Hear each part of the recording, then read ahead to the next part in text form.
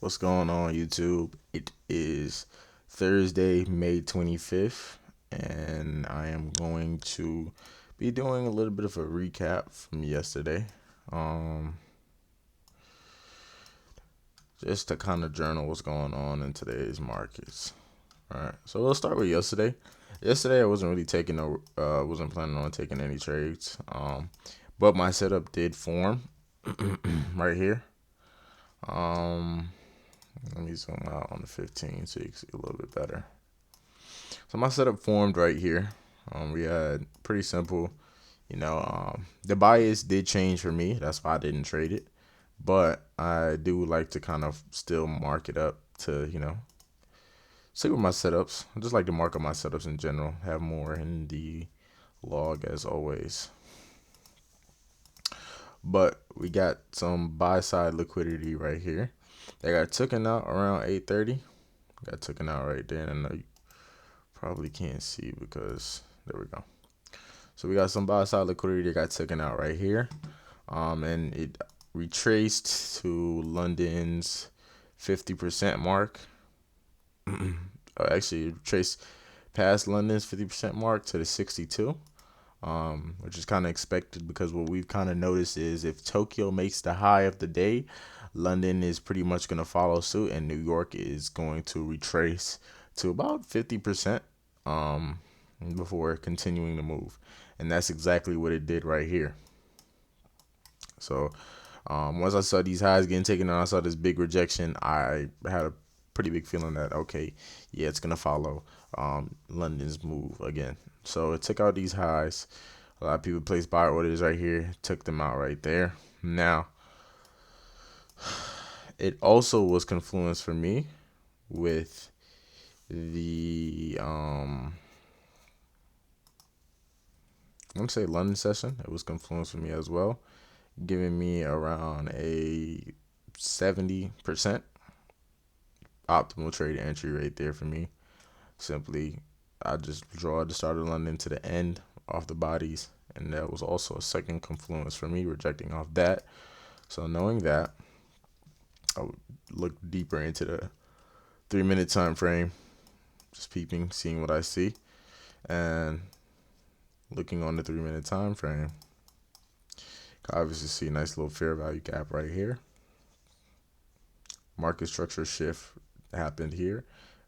Low was broken right here, and then it came back up, tapped into this fair value gap right here, and that's where our entry would have been. Now, coming to targets, since we didn't have too much to look off on the left hand side, I just did standard deviation. I just kind of measured London's move and kind of try and predict. Did a symmetrical move right here all the way down to one. So I used the fib to kind of mark up my targets. TP1 partials taken off and it made sense. Partials taken off right here when this low was broken, and then we got some partials taken off here. I kind of missed this one. Wouldn't take partials here, but I'd take some partials off here, and then I would take some partials off here. I'd miss this one, take partials off here, and then let trade whatever is left. I'd put stops to break even. Whatever's left, let it ride down to right here, which eventually hit during London session. But yeah, but a nice trade setup. I'll mark that up. And then today, Tokyo was very choppy, but it still made the high of the day. Then London followed suit to retrace to about 50, a little bit, I'm going to say 79% of Tokyo's range. And then it kind of chopped down. And then New York retraced to, I want to say about 70, 62 to 70 range. Just kind of looking at it. Yeah, 62 to 7. Yeah, of that range. And then we could draw our optimal. We could draw fibs from there. Right there. It looks like we get a slight break above these highs right above here. So with another area. This was really a good week. It just really didn't go with my confluence, but we get a, let me see, stops maybe above here. So we didn't get a complete bullish break. Would like to see it go up a little bit further. But still, nonetheless, we got a break of structure. I mean, we got a run of highs right here and right here. And on the 15, we got a run of this major high right here. And kind of taking out some of these wicks with it. And then we get the reverse down all the way to 62 level as well. Having London create that low of the day like it did yesterday. Pretty much practically the same move. Now, I didn't take any of these trades simply because it just wasn't in my wasn't in my thing. Like I wasn't really looking forward to because my bias has definitely changed. Now looking at it, it is 100% secured now.